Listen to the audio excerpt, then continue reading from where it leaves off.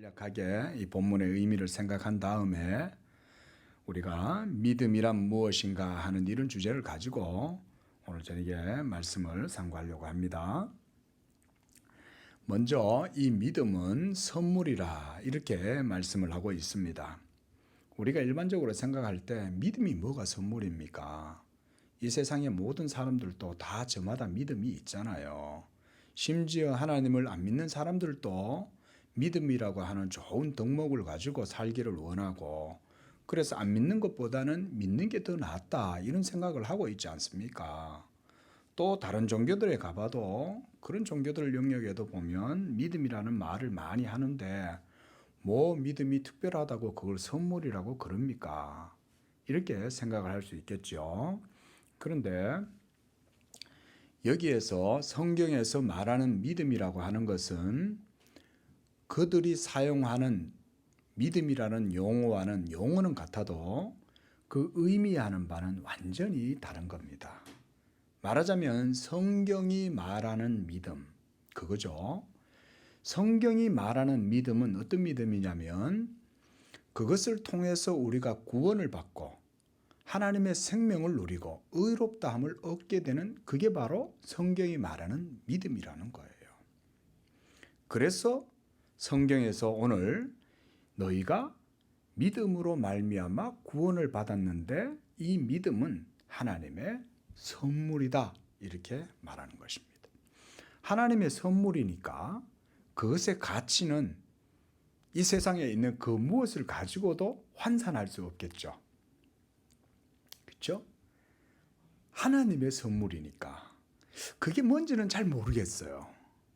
그게 뭔지는 잘 모르는데 분명한 건 이게 하나님의 선물이라면 이것은 이 세상에 있는 그 어떤 것으로도 이 가치를 변환시킬 수 있는 그런 것은 아무것도 없다. 이것이 이제 너희에게서 난 것이 아니요 라는 말씀 속에 있습니다. 믿음은 보통 사람에게서 난다고 생각을 하잖아요. 왜냐하면 우리 사람들의 종교적 신념이라는 게 있고 누구든지 이 종교성이라는 것을 사람이 가지고 있기 때문에 이 종교성으로 인해서 저마다 자기 종교를 추구하고, 그래서 특히 요즘은 우리가 종교다원주의다 이런 말을 하잖아요. 그래서 어떤 한 종교에만 구원이 있다 이런 말을 하는 것은 요즘 시대 정신에 어긋나게 봐요. 그래서 불교에도 구원이 있고 천주교에도 구원이 있고 심지어 저 마호메트, 쿠란, 그런데도 다 구원이 있고 저마다 다 이렇게 구원이 있다라고 생각하는 게 말하자면 종교다원주의라고 하는 거죠. 그들이 가지고 있는 믿음은 그럼 뭐냐? 그거는 하나님께로부터 난 것이 아니냐? 성경은 그런 것들은 하나님에게서 나는 것이 아니라 인간의 본성에서 나는 것이라고 말하는 거예요. 왜냐하면 그거는 인간의 종교성에 기인하는 믿음이라는 것이죠. 그래서 종교 없는 사람은 아무도 없습니다. 모든 사람은 다 종교를 가지고 있습니다. 그런데 문제는 참 종교가 아니기 때문에 항상 길을 헤매는 거예요. 종교 생활을 해도 잠깐 템플 스테이 이런 데 가가지고는 암자 밑에서 다 이렇게 수행을 하고 또 요가를 하거나 무건 수행을 하거나 이렇게 하면 마음이 좀 평안함을 얻는 것 같은데 그것으로는 완전한 확신 가운데 나아가지 못하는 것을 깨닫게 되는 겁니다. 그러니까 계속 돌을 닦고 있는 거예요. 계속. 왜 30년 동안 승려들이 돌을 닦겠어요? 30년 동안 파고 또 들어가고 파고 들어가도 진리에 도달을 못하니까 그런 거예요. 그런데 기독교는 그런 것이 아닙니다. 우리나라의 개화기 때 개화파에 있던 이수정,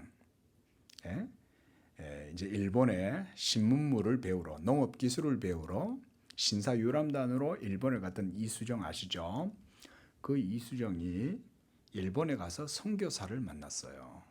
그래서 그 일본에서 선교사를 통해서 성경을 접하게 되고 성경을 읽는데 그가 성경을 읽는 가운데 예수 그리스도 복음의 진리를 깨닫고 구원의 지식을 얻게 되었다고 고백을 했어요. 그래서 그 이수정이 이 대단한 일을 해가지고 왕실에 이제 이 사랑을 총망을 받아갖고 그래가지고 일본으로 갔잖아요. 근데 거기 가서 예수님을 만난 거예요. 보세요. 이수정은 뭐라고 얘기하냐면 이 복음의 도를 깨닫는데 나는 한 달이 걸렸다 그랬어요. 30년이 아니에요. 성경 읽는 한 달의 시간 동안 자기는 복음의 도를 다 깨달았다고 말했어요. 이수정이. 그래서 이수정이 그 일본에 신문물을 배우러 갔다가 거기서 성경을 읽고 예수 복음의 확신을 갖고 그가 이 예수의 복음이야말로 이 도야말로 우리나라를 어두운 데서 빛으로 구원할 수 있는 유일한 방법이다. 그가 신문물을 배우러 가서 거기서 그걸 깨닫고 미국 선교회에 편지를 보냈어요. 그래서 당신들의 나라에서 이 우리나라 조국 조선에다가 선교사를 보내주십시오. 그래서 어두운 이 땅을 밝혀주고 가르쳐달라. 이렇게 해서요 미국 선교회에 편지를 보낸 거예요. 그렇게 해서 여러분 언더우드나 이런 사람들이 들어오게 된 거예요. 대단하죠? 여러분 기독교 복음은 그런 거예요. 30년 동안 막 수행해가지고 면벽 수행하고 무건 수행하고 저 멀리 히말라야 산맥 뭐 이런 데 가가지고 막 이렇게 오체투지 안 해도 돼요. 성경 읽고 예수 믿으면 거기에서 진리에 이르게 되고 구원을 받는 게 기독교의 진리죠. 하나님이 우리한테 어려운 일을 시키고 난 다음에 구원을 시킨다면 그건 하나님이 너무 가혹한 거예요. 근데 하나님이 우리에게 제시해 주신 구원의 진리는 아주 쉽고 간단해요. 그저 하나님의 보내신 자 예수를 믿기만 하면 되는 거예요. 믿으시기 바랍니다. 그래서 이 믿음을 그래서 우리가 굉장히 귀하게 여기고 그것이 우리에게서 나는 게 아니라 하나님의 은혜로 말미암는 것이다. 그것을 이제 오늘 말씀에서 말씀하고 있습니다. 자, 우리가 이제 오늘 믿음이란 무엇인가 하는 이런 내용을 가지고 좀 살펴보려고 합니다. 보통 이와 같이 말씀드렸듯이 믿음이라고 하는 것은 사람에게서 나는 것이 아니에요. 그래서 일반 종교의 영역에서 말하는 세속 종교에서 말하는 믿음은 모두가 다 사실은요, 사람 자신의 본성에서 나오는 그런 본성적인 믿음입니다. 한마디로 우리가 그걸 종교성이다 이렇게 말해요. 그래서 칼빈은 사람의 마음은 종교의 공장과 같다 그랬어요. 팩토리다. 늘 이 종교를 찍어내 만들어내는 곳이야. 마음이.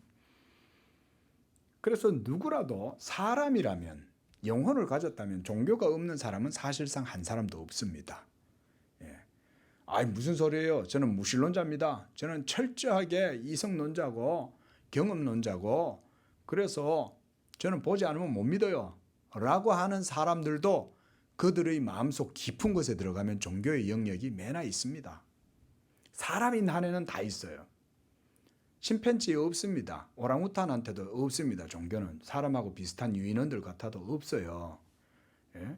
오직 사람만이 고유한 하나님의 형상을 지음받아서 영혼을 가지고 있기 때문에 그의 영혼 깊은 곳에서 영원을 사모하는 마음이란 것이 있어요.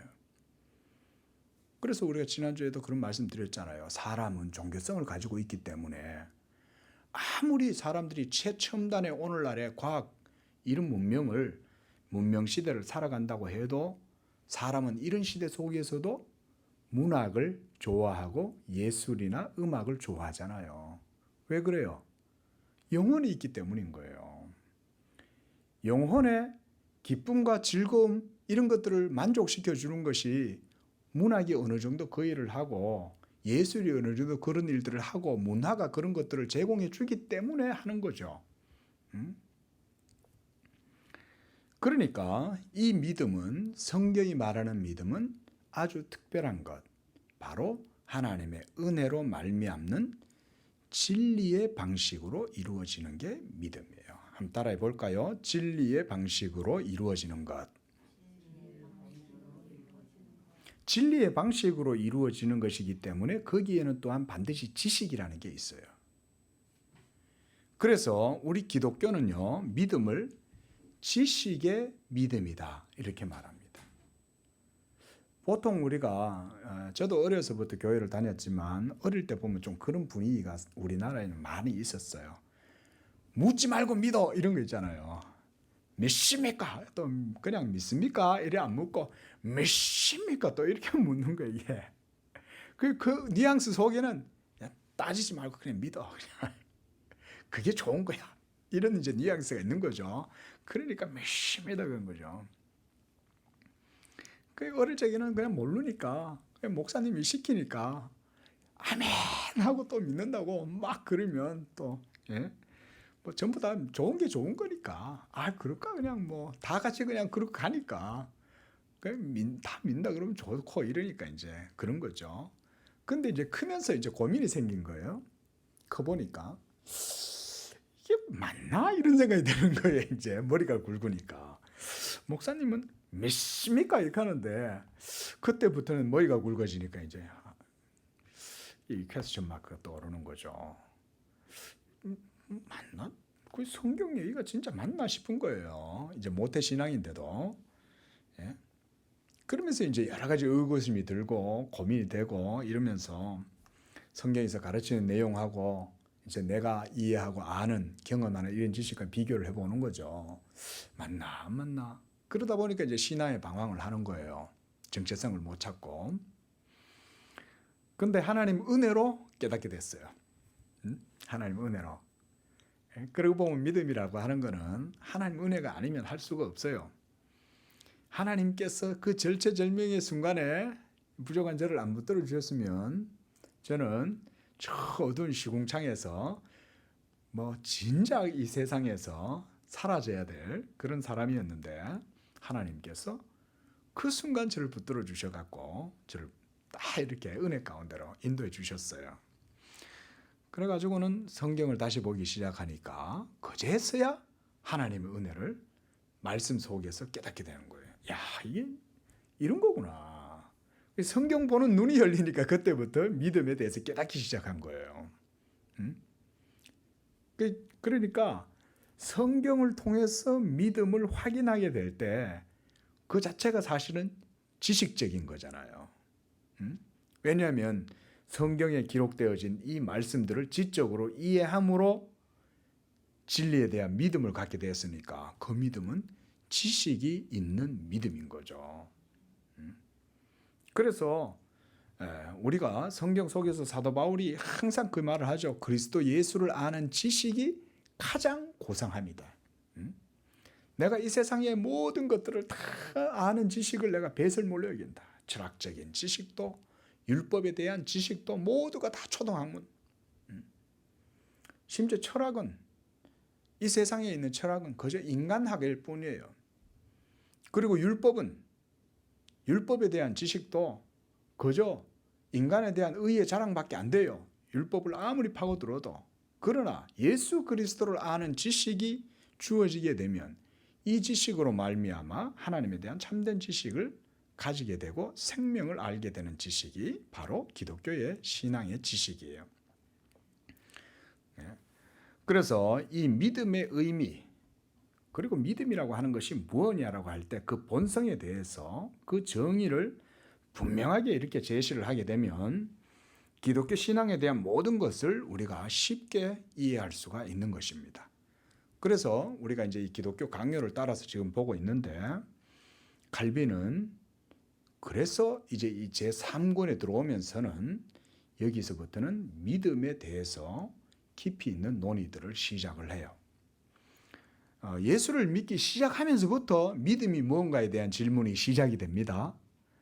예수를 믿지 않으면 그전에는 믿음이라고 하는 질문 자체를 할 수가 없어요. 왜냐하면 안 믿는데 어떻게 믿음에 대해서 질문을 던져요. 그러니까 세속에 있는 사람들은 믿음에 신경을 쓰지 않고 철학에 눈을 돌리는 거예요.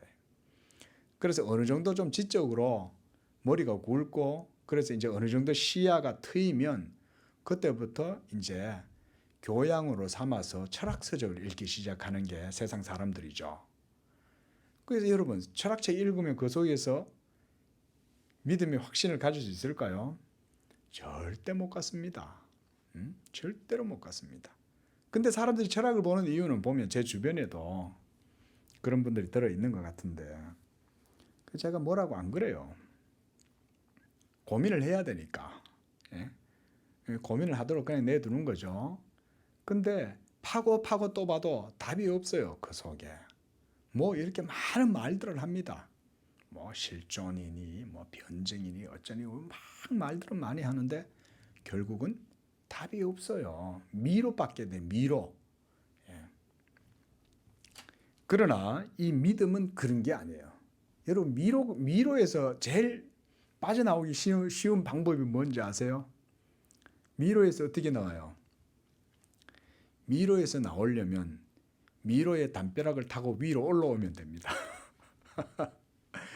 미로 안에서 아무리 헤매도 나오기 힘들지만 미로 위로 올라오면 미로의 처음부터 끝까지 다 볼 수 있죠. 예. 하나님의 말씀이 바로 그와 같은 거예요. 우리의 모든 삶의 길을 하나님의 말씀이 다 보여줍니다.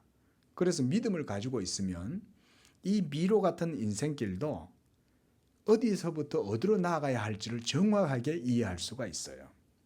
왜냐하면 그것이 하나님의 말씀이 우리에게 가르쳐 주기 때문에 그런 것입니다. 자, 이렇게 우리가 믿음을 바르게 이해하는 것이 중요한데 이 믿음을 먼저 바르게 이해하기에 앞서서 이 앞전에 우리가 배웠던 내용들을 세 가지로 제가 정리해서 잠깐 말씀을 드리겠습니다. 첫째는 하나님은 율법을 통해서 우리에게 우리가 해야 할 것들에 대해서 율법이 우리에게 규정을 해 주었다는 거예요. 그래서 율법의 일부분도 우리가 거기에 걸려서 넘어지게 되면 율법의 공의가 선언하고 있는 바 그 영원한 죽음이라고 하는 이 무서운 심판을 우리가 당하게 될 것이라는 것입니다. 이게 율법이죠. 여기에서 말하는 율법이란 세상의 헌법, 사법 이런 거 아닙니다. 하나님의 법을 말하는 겁니다. 그 전능하신 하나님의 절대적인 법, 그게 바로 율법이에요. 그러니까 그 율법에 걸리면 누구라도 하나님의 정죄와 심판을 받게 되는 것이죠. 자, 두 번째로 율법을 문자 그대로 이행한다는 것은 어려울 뿐만 아니라 우리의 역량을 넘어서고 그리고 우리 능력 밖의 일인 것입니다. 그래서 만약 우리 자신을 객관적으로 돌아보면 율법의 행위로 하나님 앞에 서게 된다면 우리들 중에 한 사람도 하나님 앞에 의롭다함을 얻고 자유롭게 하나님 앞에 서 있을 사람은 여기서 한 사람도 없어요. 여기서 있는 목사도 마찬가지죠. 그리고 우리가 하나님의 율법의 저주를 받아서 영원한 사망 가운데 처하게 될 것이라는 것. 자, 셋째로 이렇게 비참한 우리의 상태에서 구원할 수 있는 수단은 하나밖에 없다. 그것은 바로 구속주이신 그리스도께서 우리에게 나타나 주시는 거예요. 우리에게. 왜냐하면 하나님께서 이 그리스도를 통해서 하나님의 무한한 선하심과 자비로서 우리를 불쌍히 여겨주시고 그래서 우리를 도와주시기를 원하시기 때문에 이 그리스도를 우리에게 제시해 주심으로 우리가 구원을 얻을 수가 있다는 것입니다. 그래서 이로 말미암아 우리가 견고한 믿음으로 하나님의 선하심과 자비하심을 파악하게 되고 그래서 견고한 소망 가운데 하나님의 자비 안에 머물게 되는 것이다. 자, 왜 여기서 우리가 율법에 대해서 얘기를 합니까? 율법의 의로는 하나님 앞에 아무도 설 수 없기 때문에 그렇죠. 그러면 우리가 어떻게 하나님 앞에 나아갈 수가 있어요? 거룩하고 영광스러운 하나님 앞에. 그러므로 바로 이런 질문을 던지면서 우리가 믿음에 대해서 믿음이 무엇인지에 대해서 한번 들어가 보자는 거예요. 그러면 어찌하여 우리가 예수를 믿음으로 구원을 얻을 수 있는 것이냐? 믿음으로 하나님 앞에 의롭다함을 얻는다면 도대체 그 믿음이 무엇이기에 그러냐, 이런 내용이죠. 그래서 예수 믿는 사람들은 이 믿음에 대해서 반드시 고민을 해봐야 됩니다. 여러분들이 예수를 믿고 구원을 얻었다라는 이런 확신을 가지려면 믿음이 정확하게 무엇인지를 알아야 그 확신을 분명히 가질 수가 있습니다. 그렇지 않고 그냥 목사님이 믿으세요 이런다고 해서 여러분들이 막 믿습니다 이러고 교회 전체가 또 다 믿는다고 그러니까 나도 믿으면 되나 이러고 끌려가면 안 돼요. 예? 믿음을 통해서 하나님에 의해서 자녀로 받아들여진 성도들은 누구든지 천국을 소유하게 되는데, 이렇게 크고 놀라운 일, 영생을 얻고 천국을 누리게 되는 이런 일은 이 세상에 있는 어떤 지혜나 지식 혹은 천재적인 열정이나 의지를 가지고도 결코 이룰 수가 없는 것입니다. 우리가 말하자면 이 세상에 천재적인 사람들이 있잖아요. 철학자들 중에도 사상가들 중에도 보면 대단한, 가령 예를 들어서 우리가 가장 유명한 붓다, 부처님, 예? 붓다가, 석가모니가 여러분 천국 갔을까요? 여러분 그런 질문 해봤어요? 붓다 스스로의 철학으로 한번 물어봐 보세요. 붓다는 정말로 열반에 이르렀을까? 아무도 모르죠. 그죠? 아는 사람 없어요. 그러면 붓다 자신은 알까요? 붓다 자신도 몰라요. 그저 그렇게 돌을 닦다가, 나무 아래에서 돌을 닦다가 그냥 죽은 거예요. 사람들이 그가 그냥 열반에 이르렀다고 그냥 자기들 믿음으로 그렇게 주장할 뿐이지 아무도 모르는 거예요. 기독교 신앙은 그런 게 아닙니다.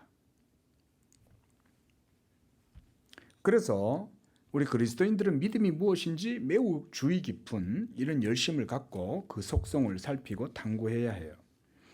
하지만 종교개혁 당시뿐만 아니라 오늘날도 여전히 이런 믿음에 대한 이해에 있어서 많은 오해와, 그리고 이 믿음에 대한 여러 가지 세속적인 사상이 침투가 돼 들어와 가지고 그렇게 해서 공격을 당하고 기만을 당하는 경우가 많이 있습니다. 예, 이걸 그래서 제가 그렇게 강조를 하는 거예요. 우리가 기독교가 말하는 믿음과 세속에서 말하는 믿음이 서로 다르다는 것을 교회는 분명히 알아야 됩니다. 그렇지 않으면 밖에서도 믿음이라는 용어를 쓰고 안에서도 믿음이라는 용어를 쓰니까 둘 다 이렇게 혼용되고 뒤섞여도 별 차이가 없는 줄로 생각을 하면 뭐가 손해를 봐요? 기독교의 믿음이 피해를 입는 거예요. 타격을 보는 거예요. 여기 깨끗한 물과 오염된 물이 있어요. 자, 이 깨끗한 물을 여기다 붓는 거는 그래도 깨끗한 물이 남으니까 문제가 없지만, 깨끗하지 않는 물을 여기다 섞고 조금이라도 섞어 놓으면 이 물 마실 수 있습니까? 못 마시잖아요. 똑같은 거예요. 기독교의 믿음의 개념이 다른 것에 의해서 혼용되거나 흔들려 버리면 기독교의 믿음 자체는 무너져 버려요. 자, 그래서 우리가 이 믿음을 생각할 때 살아계시는 참 하나님의 존재는 우리 죄인이 가까이 하지 못할 이 빛에 거하고 계시기 때문에, 그래서 우리 죄인들이 그분에게 범접할 수가 없는 것입니다. 그래서 이 세속의 철학자들이나 종교사상가들은요, 마치 자신들이 신의 존재를 잘 알고 있는 것처럼 이렇게 말을 해요. 그 철학서들 이렇게 보면 아주 막 이렇게 이 사람들은 마치 공식적인 것처럼 이렇게, 마치 공식, 포뮬라, 공식처럼 막 이렇게 막 명제를 세워가면서 말을 해요.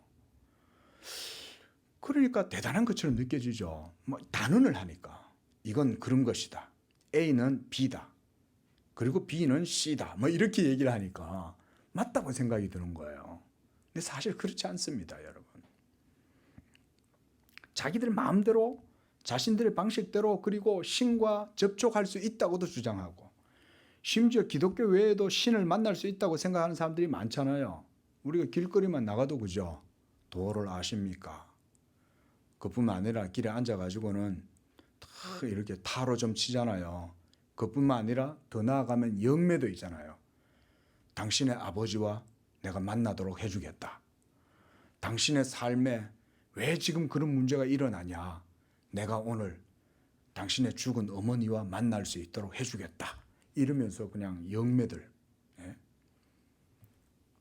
자, 이런 것들이 모두가 다 뭐냐. 헛된 것들이라는 거예요. 그렇게 했으면 자기도 좀 자기 조상들한테 물어봐서 그런 거 안 하고 좀 돈 버는 길이나 가지. 남 점은 쳐주면서 자기 인생은 아무것도 모르잖아요. 예? 다 거짓말이니까 그런 거죠. 우리 죄인들이 살아계시는 참 하나님께로 나아가려면 반드시 하나님과 사람 사이에 계시는 중보자 예수 그리스도를 통해서만 살아계신 하나님께 나아갈 수 있습니다. 오늘 우리가 믿음에 대해서 얘기하는데 바로 여기서 중보자 예수 그리스도를 그래서 우리가 말을 하는 거예요. 그래서 예수님께서는 자신이 세상의 빛이요 길이요 진리요 생명이요 또 생명의 원천이신 아버지께로 나아가려면 예수님으로 말미암지 않고는 아무도 하나님께로 나아갈 수 없다고 말씀하신 거예요. 그래서 사도 바울은 그리스도 외에 어떤 것도 더 알 가치가 없다 이렇게 단언을 하는 거예요. 내가 이제는 그리스도 예수와 그의 십자가에 못 박히신 것 외에는 내가 아무것도 알지 않기로 내가 작정했다. 왜냐하면 그 예수 믿는 믿음 가운데 모든 것들이 다 달려있기 때문에 그런 거예요. 예수 믿는 믿음에 모든 게 다 달려있어요. 예? 한번 공부도 할 겸 따라해 보겠습니다. 예수 믿음에 모든 것이 다 달려있다. 이런 게 명제인 거예요. 이런 게 진리의 명제예요. 예수 믿음에 모든 게 다 달려있어요. 그러면 목사님, 예수 믿음 이외에 내가 지금까지 알고 기반하고 있었던 삶의 모든 경험과 지식들은 뭐 아무것도 아니라는 겁니까? 예. 하나님의 말씀에 근거해서 예라고 말할 수 있습니다.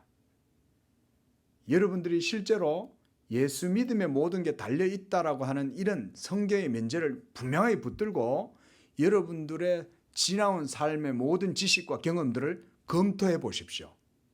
그러면 그것들이 얼마나 불명확하고 모호하고 모순이고 여러 가지 불합리한 것들이 여러분들 삶에 뒤범벅이 되어 있는지 그때서는 깨달을 수가 있습니다. 그래서 내 삶이 그렇게 힘들었구나. 그래서 내 삶에 여러 가지 모순과 여러 가지 모호함과 어두움들이 많이 있었구나. 좌충우돌하고 여러 가지 문제들이 많이 있었구나. 왜냐하면 지식 없는 삶을 살았기 때문에 그런 거예요. 그럼 이때까지 내가 살았는 삶의 지식들은 뭐죠? 그것은 그냥 우리에게 주어지는 육체의 본성대로 그때그때 살았을 뿐이죠. 그렇죠? 가끔 가다가 어떤 철학자들이나 사상가의 강연 같은 데 참여해서 어떤 교훈을 듣기도 했어요. 배우기도 했어요. 그러나 그런 것들도 우리를 참된 진리 가운데로 인도해 주지 못했죠. 하지만 기독교의 진리는 그렇지 않아요. 예수 그리스도를 믿는 믿음은 하나님의 진리로 말미암는 것이기 때문에 하나님께서 예수 그리스도 중보자 그리스도를 통해서 우리에게 모든 하나님의 신령한 지혜와 지식들이 생명을 얻는 길로 우리에게 제시가 되는 거예요. 그래서 내 주 예수 그리스도를 아는 지식이 가장 고상하며 그리스도 예수 이외의 그 어떤 것도 내가 모두가 다 배설물로 여긴다. 사도 바울은요 배설물로 여긴다고 그랬어요. 그러니까 여러분들이 알고 지내오셨던 모든 이 세상에서의 살아가는 지식들은 다 생명 없는, 물론 그 중에서 가끔 가다가 여러분들이 삶을 살아감에 있어서 유용하게 쓰이는 정보 정도는 있어요. 인포메이션 정도는 있어요. 데이터. 그런 지식들을 제가 말하는 게 아니죠. 그래서 사도 바울은 사도행전 20장 21절에서 자신이 예수 그리스도께 대한 믿음을 증언한다 이렇게 말해요. 그리고 사도행전 26장 17절에서 18절에 이렇게 주님께서 바울에게 말해요. 내가 너를 구하여 이방인들에게 보내고 죄사함과 나를 믿어 거룩해 된 무리 가운데 기업을 얻게 하리라 라고 말씀하셨어요. 그러니까 이방인들 가운데 너를 보내서 뭘 하시겠다는 거예요? 그들로 하여금 예수님을 믿도록 하시겠다는 거예요. 그래서 이방인들이 사도 바울을 통해서 복음을 듣고 믿게 될 때 그들에게 뭐가 있게 된다? 하나님의 기업이 그들 가운데 세워지게 한다는 거예요. 여러분들의 삶에 하나님의 기업이 세워지면 그게 여러분들의 삶이 진정으로 복되고 바르게 세워지는 거예요. 우리는 하나님의 기업이 없이 그저 내 마음대로 세상 살잖아요. 그렇죠? 그러나 하나님의 나라나 하나님의 모든 일들은 하나님의 기업이 믿는 자들 속에 세워지게 하심으로 이루어지는 거예요. 이 기업은 하늘의 영적인 기업이요, 언약의 기업이에요. 그리고 이 기업은 이 땅을 여러분들이 살아가면서 삶 속에서 누리는 거예요. 삶 속에서. 이게 기독교 신앙이죠. 우리는 예수 믿고 딸랑 천국 간다 이걸로 끝나는 게 아니죠. 여러분들의 이 지상에서의 삶 속에서 하늘의 유업을 누리도록 하시는 것이 하나님의 뜻이에요. 그런데 그 하늘의 유업을 여러분들에게 어떻게 누리게 하시냐? 예수 믿음으로 누리게 하신다. 이거는 사실은 굉장히 큰 사상이에요. 나중에 한번 저번에도 말씀드렸듯이 우리가 한번 이거는 깊이 한번 다룰 필요가 있어요. 믿는 자 속에 기업이 있게 된다는 얘기는 여러분들의 삶이 무의미한 삶이 되지 않고 하나님의 신령한 은혜 속에서 복되고 그래서 하나님의 가치 있는 그런 실제적인 삶이 여러분들의 모든 삶 속에 이루어진다. 어떻게? 믿음으로. 예수 믿음으로. 왜냐하면 말씀드렸잖아요. 예수 믿음에 모든 게 다 달려 있으니까. 하나님의 모든 약속이 예수 믿음에 주어져 있다. 이처럼 그리스도 예수에 대한 믿음이 복음의 모든 내용이요. 이 믿음으로 우리가 구원과 은총과 복을 누리고 하늘의 상속자가 되는 것입니다. 하늘의 상속자가 된다니까 이 땅에서는 그럼 목사님 어떻게 해요? 그냥 이 땅에서는 그냥 무의미하게 그냥 직장이나 다니면서 반복적인 그런 지루한 삶만 그렇게 살아야 되나요? 그게 아니라는 거예요. 하늘과 땅이 여러분들을 통해서 만나는 거예요. 그래서 하나님의 기업이 여러분들의 모든 삶의 현장 속에 그 가치와 의미가 실현되고 나타나게 하는 게 믿음을 통해서 이루어지게 한다. 그래서 예수님도 우리에게 그렇게 기도를 가르쳐 주셨잖아요.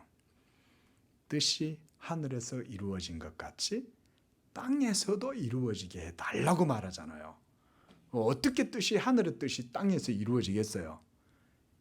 여러분들의 믿음의 삶 속에서 그것이 체화되고 실현되는 거예요. 그래서 믿음의 대상이신 그리스도를 알고 그 믿음으로 그리스도의 인격 안에서 하나님의 영광의 빛을 하나님께서 우리에게 비춰주시는 것입니다. 그래서 우리가 예수님을 믿는 거예요.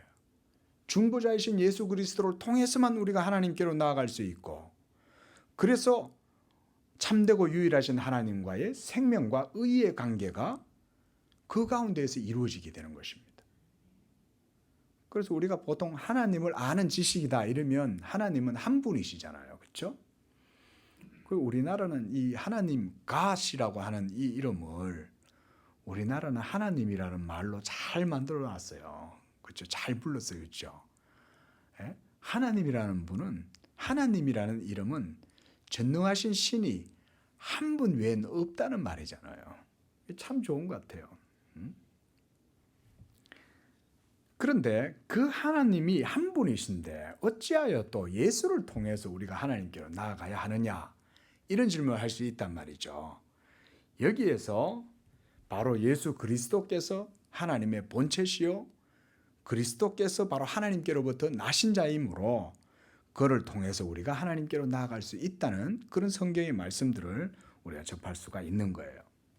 그래서 요한복음 17장 3절에서 보면 우리가 하나님을 믿는다고 할 때 바로 그 한 분 하나님께 대한 믿음은 분명한 사실인데도 17장 3절에서는 그의 보내신 자 그리스도를 아는 것이니이다. 이렇게 말했어요.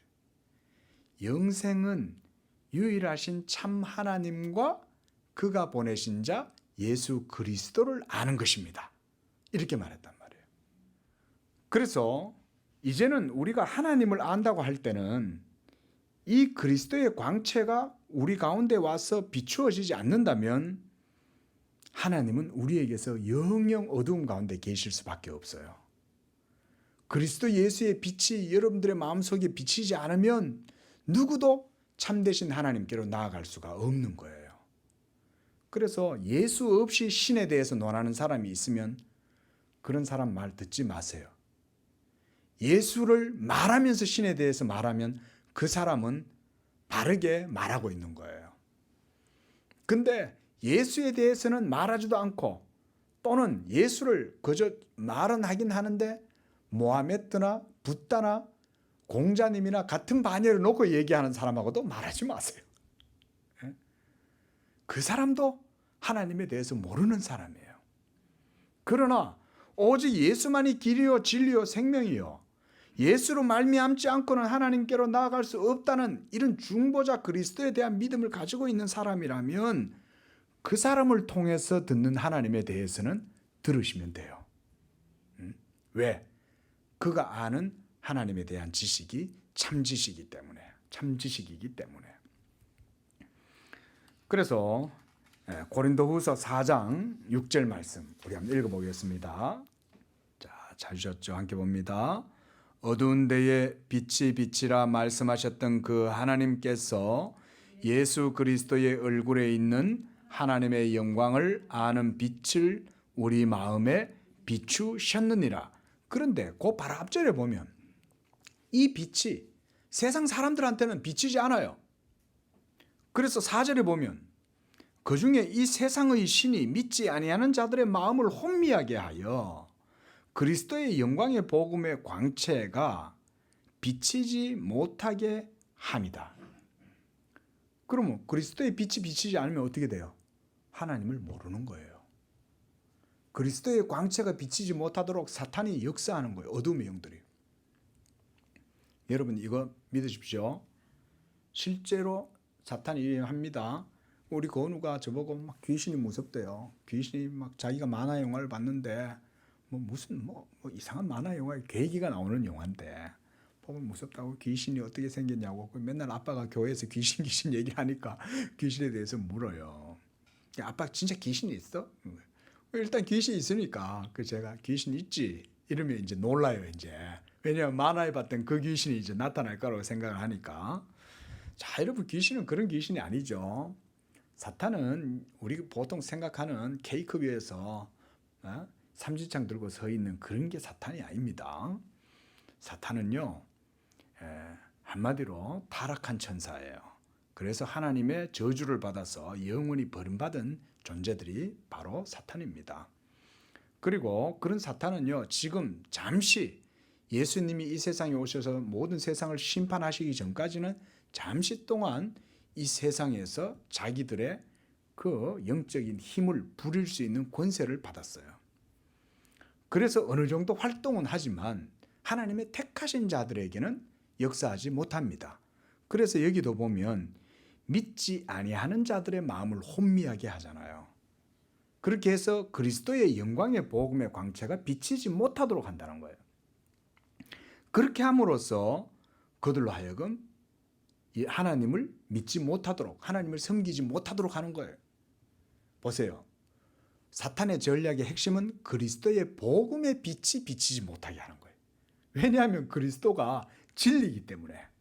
만약 그리스도가 진리가 아니라면 어둠의 세력 사탄이 그리스도의 광채를 막아버릴 필요가 없죠. 복음이 진리가 아니니까. 그러나 예수 그리스도가 진리이기 때문에 사탄이 이 그리스도의 광채를 막아버리는 거죠. 이런 것만 봐도 그리스도가 진리라는 걸 알 수가 있죠. 그리고 성경에도 보면 귀신들이 예수님을 알아보고는 멀리서부터 달려와가지고 하나님의 아들이시여 이러면서 막 예수님한테 절을 하잖아요. 그 예수님이 여호와시기 때문에 그런 거예요. 여호와. 그런데 그 여호와이신 예수 그리스도의 얼굴을 그래서 4절 말씀에도 뭐냐면 그리스도는 하나님의 형상이다. 또 히브리서 1장 3절에서는 그리스도는 하나님의 본체이시다 이렇게 말했어요. 그러므로 우리가 하나님의 그리스도이신 예수를 통해서 하나님을 아는 거예요. 이 빛이 여러분 마음속에 비추어질 때 우리가 살아계신 하나님을 바르게 확실하게 아는 거예요. 믿으시 바랍니다. 그래서 우리가 이 기독교가 삼위일체를 진리로 굳건하게 붙드는 거예요. 예수 그리스도는 하나님께로부터 오신 자다. 그리고 하나님께서도 하나님 아버지께서도 아들에게 이 모든 것을 다 주시는 거예요. 그래서 마태복음 11장 27절과 10장 22절 이런 데도 보면 그리스도께서 아버지와 함께 모든 좋은 것들을 다 공유하고 계신다고 말씀해요. 그래서 아버지께서 내게 모든 것을 만유를 내게 다 주셨다 이렇게 말해요. 예수님이. 예수님은 만유의 상속자시기 때문에 아버지께서 예수님에게 모든 걸 다 주신 거예요. 그래서 그리스도 안에서 우리는 하나님의 모든 것을 다 알 수가 있어요. 그래서 아까 뭐라 그랬어요? 명제가 예수 믿음에 어떻게 돼 있어요? 모든 것이 다 달려 있다 그랬습니다. 여러분 이거 제 표현 아닙니다. 성경의 표현입니다. 그래서 하나님께서 그리스도 예수 안에서는 하나님은 얼마든지 예가 되느니라 그랬죠. 예스예요. 예가 된다는 말은 예수 그리스도의 이름은 한마디로 보증수표다 이거예요. 보증수표. 예수를 믿고 그의 이름으로 하나님 앞에 구하는 것은 하나님께서 모든 것들이 그 안에서는 다 허락되어져 있다. 믿음으로 다 달려 있다. 그러니까 여러분 우리가 예수 믿음을 얼마나 깊이 있게 배워야 되겠어요. 그렇죠? 예수의 이름에 예수 믿음에 모든 게 다 달려 있으니까 여러분들이 진정 여러분들의 삶에 이런 하나님의 기업과 하나님의 복을 누리기를 원한다면 예수가 누군지 우리의 믿음의 대상이신 예수 그리스도를 아는데 최고의 관심과 힘을 열성을 거기다 다 쏟아야 되는 거예요. 지금 여러분들의 직장에 있는 프로젝트보다 더 중요해요. 여러분들이 살아가는 먹고 마시는 문제보다 더 중요해요. 이게 우리 양재교회가 이런 교회 되시기를 축원을 드립니다. 자, 한 가지 더 말씀을 드리고 마치겠습니다. 그래서 믿음은 이렇게 무지에 근거하는 것이 아니라 지식에 근거하는 것이다. 이 지식은 하나님에 대한 지식뿐만 아니라 하나님의 뜻에 대한 지식을 가리키기도 해요. 그래서 우리가 예수님을 알면 하나님의 존재에 대해서도 인식을 하지만 동시에 하나님이 원하시는 뜻도 그리스도를 통해서 알게 돼요. 이런 게 영적인 지식인 거예요. 보통 세상에서 말하자면 철학은 신존재 증명 이러면서 신은 어떻고 저떻고 이렇게 막 말을 하잖아요. 범신론자들이든 이신론자들이든 막 그렇게 신에 대해서 말은 한단 말이에요. 그러나 기독교의 신지식은 예수 그리스도를 통해서 참되게 아는 거기 때문에 하나님의 존재를 암과 동시에 하나님의 뜻도 예수 그리스도를 믿으면서 다 알게 돼요. 그래서 믿음이 우리의 모든 삶의 윤리적 기반도 되는 거예요. 그러니까 믿는 사람은 도덕적으로 착하게 살아라라고 특히 가르칠 필요가 없어요. 청학동에 보내가지고 윤리의식을 교육시킬 필요가 없어요. 예수 믿음 안에 모든 게 다 달려있기 때문에. 이거는요, 세상 사람들도 압니다. 아, 저 사람은 예수 믿네? 그러면 착하게 살겠네? 이런 공식을 누구나 다 가지고 있죠. 예수 안 믿는 사람들도. 그래서 믿는 사람들은 기본적으로 하나님의 말씀을 따라 윤리적 삶을 살도록 되어 있어요. 그런데 이런 것은 율법을 따라서 사는 게 아니라 예수 믿음으로 자연스럽게 이렇게 영적인 삶이 윤리적 삶으로 나아가게 되어 있는 거예요. 놀랍죠? 하나님을 믿는데 그것이 자연스럽게 도덕적 삶으로 연결되는 이유가 뭘까요? 예수의 복음이 진리이기 때문에 그런 거예요. 그리고 그 진리가 여러분들의 영혼을 윤택하게 하고 도덕적 삶을 승화할 수 있는 그런 삶으로 나아가도록 하기 때문에 그런 겁니다. 이게 기독교의 지식인 거예요. 하지만 중세의 스콜라 철학자들은 이 믿음을 모호하게 정의를 했어요. 한마디로 로마 카톨릭에서 말한 중세 로마 카톨릭에서 이렇게 주장을 한 거죠. 한마디로 아까 말씀드렸던 무조건 믿어라 이거예요. 뭘 따지냐? 교회에서 말하면 교회가 말하는 대로 듣고 믿어야지. 신부님이 말하면 그냥 믿어야지. 주교가 얘기하고 교황이 얘기하면 따질 거 뭐 있어? 교황이 딱 교시를 내리면은 따지고 자시고도 없어요. 교황이 얘기한 대로 그냥 믿고 따라야 되고 교회의 전통이니까 따라야 되고 이런 거예요. 그 지금 칼빈은 그 얘기를 하는 거예요. 그런 스콜라주의자들이 주장하는 그런 믿음이라고 하는 거는 불확실하고 모호하고 맹신이다. 그리고 그것은 오히려 연약한 믿음과 연약한 성도들을 괴롭히고 기만하는 것이고 결국은 그들을 멸망 가운데로 이끌어 갈 것이다. 이렇게 말하는 거예요. 자, 이제 말씀을 맺겠습니다. 자, 이렇게 믿음은 무지가 아닌 지식에 근거하는 것이라고 말씀을 드렸어요. 그래서 하나님을 아는 지식뿐만 아니라 그 믿음 안에서 하나님의 뜻과 하나님의 의지를 알게 되는 이런 지식들이 그 안에 다 포함되어져 있습니다. 그래서 우리가 구원을 받게 되는 것은 이렇게 무조건적이고 맹목적으로 또는 교회나 집단이 그렇게 규정한 것을 따라서 우리가 믿는 것이 아니에요. 교리도 마찬가지입니다. 우리 교회도 교리를 강조하고 가르치지만 여러분들이 그 교리의 내용을 정말 그러한가 하나님의 말씀을 통해서 믿음으로 분명하게 깨닫고 그걸 여러분들에게 받아들여야 되는 거예요. 그저 목사님이 그렇게 하니까 그런가 보다 이러고 가면 안 된다 이 말이죠. 그렇죠? 그 가운데 가장 중요한 게 뭐냐? 그리스도께서 성취하신 십자가의 구속과 그것을 통해서 원수되었던 우리가 하나님과 화해했다는 것. 그리고 자비로우신 하나님께서 우리의 아버지가 되신다는 것과 그리고 그리스도께서 우리의 의와 거룩함과 생명이 되셨다는 것을 아는 것이 진정한 믿음이에요.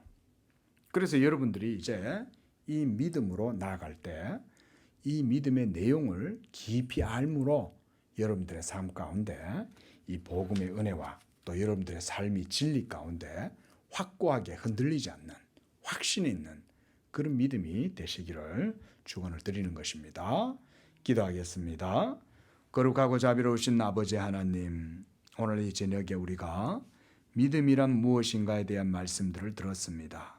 하나님, 우리는 너무 믿음에 대해서 추상적이거나 가변적이거나 또는 모호하거나 때때로는 맹목적으로 하나님을 믿으려고 하는 또는 불확실한 그런 상황에서 모함 가운데에서 하나님을 섬기는 그런 상황이 우리 가운데에도 많이 있지 않는가 돌아보게 됩니다.